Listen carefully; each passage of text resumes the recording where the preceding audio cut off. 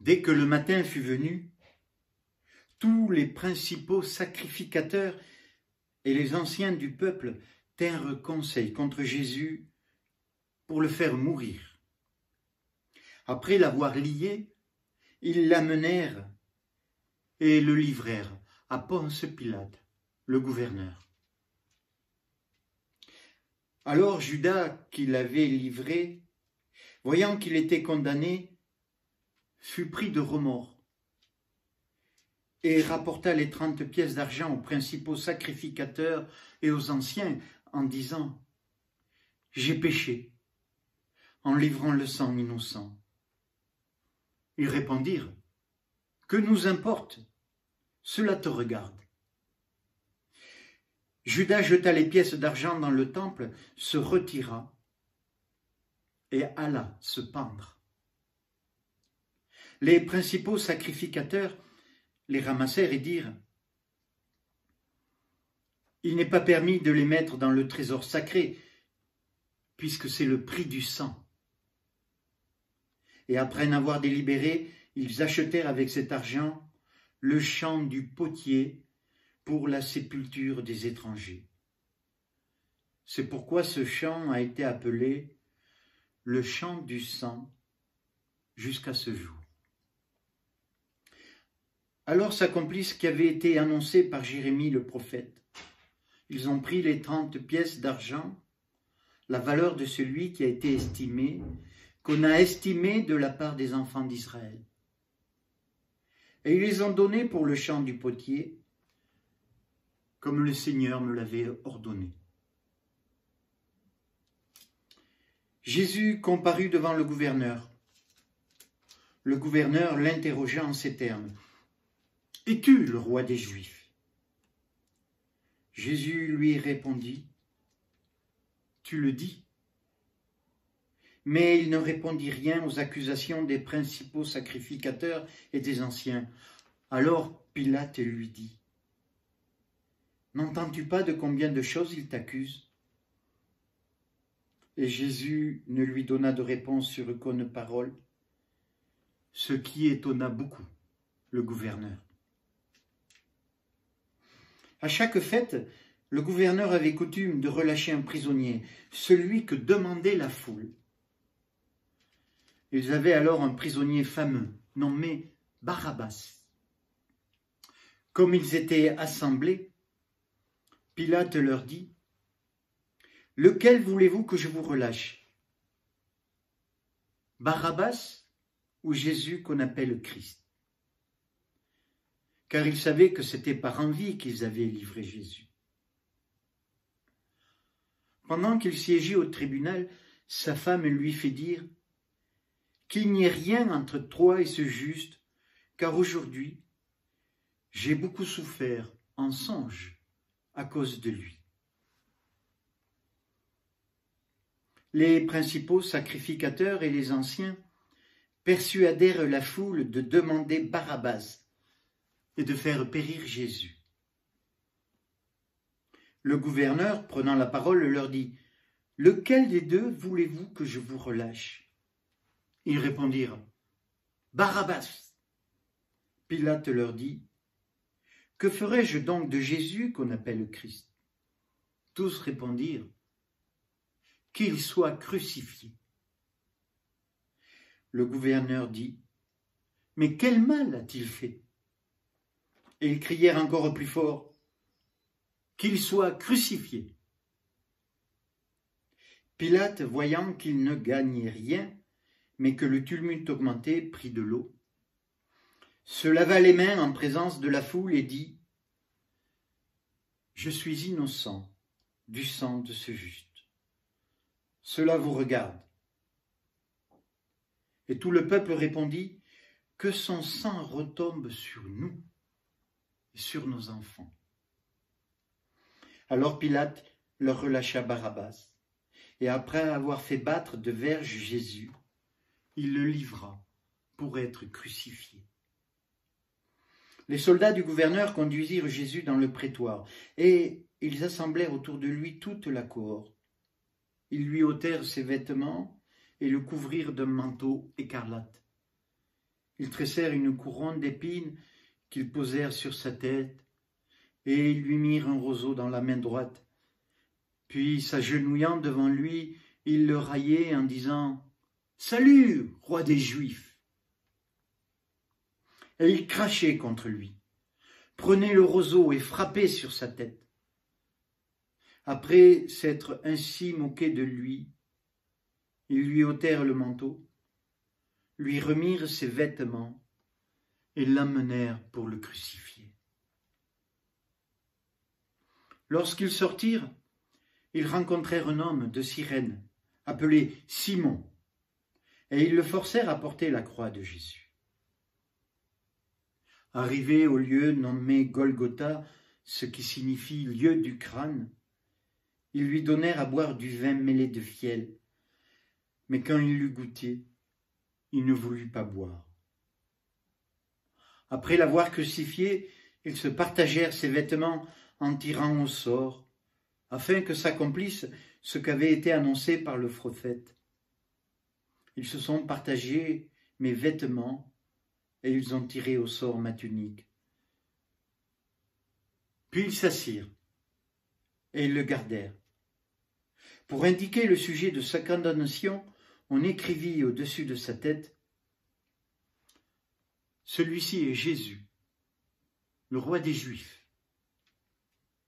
Avec lui furent crucifiés 2 brigands, l'un à sa droite et l'autre à sa gauche. Les passants l'injuriaient et secouaient la tête en disant « Toi qui détruis le temple et qui le rebâtis en 3 jours, sauve-toi toi-même. Si tu es le Fils de Dieu, descends de la croix. » Les principaux sacrificateurs avec les scribes et les anciens se moquaient aussi de lui et disaient « Il a sauvé les autres et il ne peut se sauver lui-même. S'il est roi d'Israël, qu'il descende de la croix et nous croirons en lui. » Il s'est confié en Dieu. Que Dieu le délivre maintenant s'il l'aime.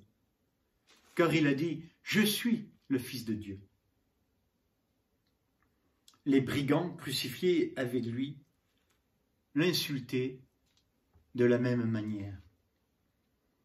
Depuis la 6e heure jusqu'à la 9e, il y eut des ténèbres sur toute la terre. Et vers la 9e heure, Jésus s'écria d'une voix forte, « Élie, Élie, lama sabachthani » c'est-à-dire « Mon Dieu, pourquoi m'as-tu abandonné ?» Quelques-uns de ceux qui étaient là, l'ayant entendu dire « Il l'appelle Élie ?» Et aussitôt l'un d'eux courut prendre une éponge qu'il remplit de vinaigre, et l'ayant fixée à un roseau, il lui donna à boire.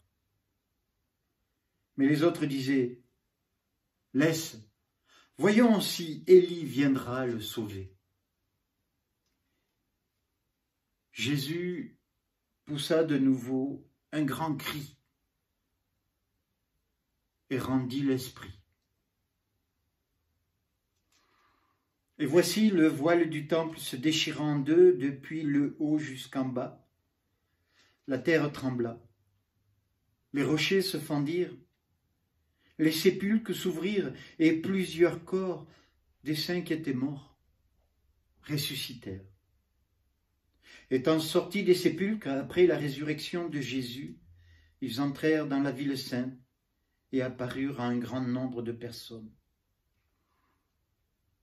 le centenier et ceux qui étaient avec lui pour garder Jésus, ayant vu le tremblement de terre et ceux qui venaient d'arriver, furent saisis d'une grande frayeur et dirent « Assurément, cet homme était le Fils de Dieu. »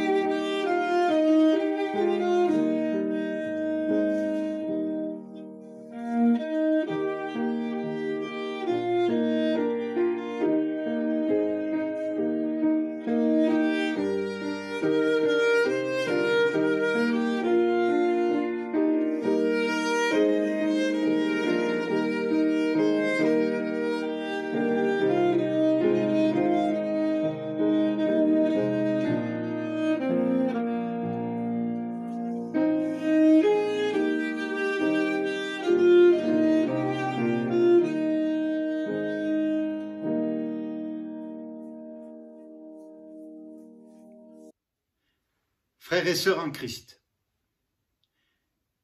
il est difficile de ne pas trembler d'émotion en entendant le récit de cette nuit pathétique où Jésus est arrêté, brutalisé, sommairement jugé, moqué, supplicié et exécuté. Il est difficile de ne pas trembler d'émotion en pensant à la douleur des disciples brutalement plongés dans le deuil, dans l'effondrement de leurs rêves, dans la mort de celui pour lequel ils avaient consacré leur vie, et dans le lâche abandon dont tous se sont rendus coupables en cette nuit dramatique. Il est difficile de ne pas trembler d'émotion en songeant à la force avec laquelle Jésus affronte ses bourreaux, à l'amour dont il fait preuve avant de mourir, devant quelques femmes qui l'ont accompagné jusqu'au bout, devant sa mère et devant aussi le disciple qui l'aimait, et il les confie l'un à l'autre.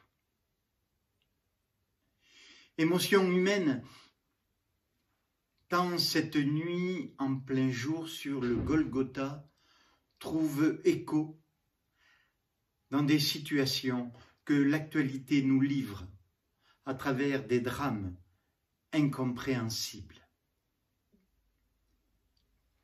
La passion continue et se poursuit dans les nombreux Golgotha présents en notre monde. La passion continue en ce monde touché par une étrange maladie universelle. touché encore et toujours ici et là par la guerre et par des actes barbares. La passion se poursuit là partout où notre humanité est décimée, accablée, abattue ou déchirée. La passion se poursuit parce qu'aujourd'hui, comme dans tous les siècles, des bipèdes à face d'homme se gossent, s'amusent, se rient de la souffrance de leurs semblables. Et même, ils les torturent, les dégradent et les réduisent à l'état de loques. Et de tout temps, se trouve toujours un gouverneur au nom de Pilate pour nous dire « Voici l'homme. Voici l'homme. » Et nous sommes au pied de la croix. Nous sommes là. Mais pas tout à fait comme l'ont été les disciples, les hommes et les femmes de l'Évangile.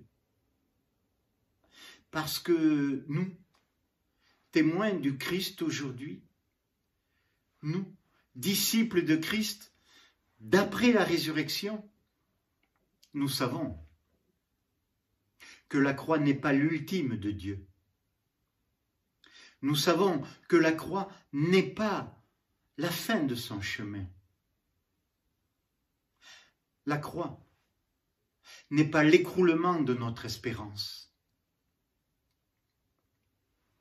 Vu à travers la lumière de Pâques qui s'approche et qu'impatiemment nous attendons. Le bois du supplice dressé sur le Golgotha nous dit le don total que l'homme Jésus a fait de lui-même. Et ce don, il l'a fait pour nous. Sa venue au cœur de nos souffrances, au cœur de nos épreuves, de nos abandons, est le signe qu'il est là, avec nous, là où nous sommes vraiment dans la profondeur de notre réalité et de celle de notre monde. Le bois du supplice nous rappelle que Dieu, dans son amour, se fait toujours et tout proche de nous. Bien sûr que nous pouvons trembler d'émotion en entendant la passion de notre Christ ou en entendant celle du monde. Mais jamais notre foi ne saurait être triste, moribonde, pathétique, souffrante. Jamais elle ne pourra se complaire dans les larmes. Notre foi est sereine, sereine de la présence vivante du Christ ressuscité avec nous ce soir. Elle est forte de la vie nouvelle donnée par le Christ vivant. Elle est pleine de l'espérance qui porte notre regard au-delà des souffrances, au-delà des fragilités, au-delà des injustices, au-delà des abandons humains. Sans les nier, puisqu'ils sont là, mais sans s'y enfermer, ni s'y perdre. Au pied de la croix, dans la foi en Christ vivant, nous sentons la force du don de Dieu pour nous, sa présence d'amour total en Jésus crucifié. Nous croyons en sa solidarité avec tous ceux qui aujourd'hui sur cette terre traversent injustice, souffrance, douleur, solitude, exil et mort. Nous partageons sa force de pardon, nous partageons sa force de vie, sa force d'espérance pour notre propre vie et pour le monde. Ce soir, en cette nuit en plein jour sur le Golgotha, réalisons encore une fois qu'il n'est pas facile de tenir ensemble la croix et la résurrection, qu'il n'est pas facile de ne pas oublier la résurrection quand nous faisons mémoire de la croix, et de ne pas oublier la croix quand nous célébrons la résurrection. Mais notre foi chrétienne tient dans les deux faces de ce même événement. Aujourd'hui, vendredi saint, et après-demain, Pâques, c'est-à-dire la croix et le tombeau vide, ou pour le dire autrement, la mort et la vie. Jean Cardonnel, le dominicain, aimait dire et répéter « La passion, c'est toujours le sort de celui qui a choisi autre chose que lui-même. » Que nous soyons individus, famille, communauté, peuple ou nation, le goût de soi, le repli sur soi, la préférence sur soi et pour tous les siens conduit toujours à la mort subie et non pas à la mort vaincue. Tandis que la mort est toujours désarmée par celui qui choisit autre chose que lui-même. Et tous ceux dans le monde, dans notre monde, en particulier aujourd'hui, étant donné les circonstances et l'actualité, tous ceux qui, en de nombreux exemples, se donnent et donnent d'eux-mêmes et donnent jusqu'à leur vie, tout cela nous rappelle, voici l'homme humain, voici l'homme qui aime jusqu'à la passion et qui se livre à la passion dévorante du salut de ses frères et de ses sœurs. Oui, de tout cela, on peut dire, ils ont vaincu la mort. Ils sont des ressuscités. Il n'y a pas, comme on voudrait nous le laisser croire, d'un côté la passion et de l'autre la résurrection. Il faut supprimer la conjonction même qui les réunit. Il y a la passion du monde, la passion des hommes, la passion de tous les hommes à relever, à réveiller, à réunir, à rassembler, à former en une seule famille, en un seul peuple, par-delà toutes les divisions, toutes les frontières, toutes les barrières, toutes les barbelés, tous les fossés, toutes les distanciations sociales. Cette passion, c'est elle seule qui suscite. C'est elle qui suscite à un ressuscité.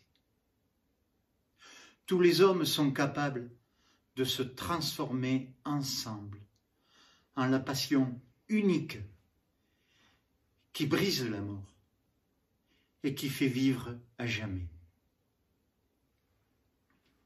Oui, ce soir, au pied de cette croix, en la regardant dans l'émotion, nous pouvons affirmer et même crier, la passion, c'est toujours le sort de celui qui a choisi autre chose que lui-même.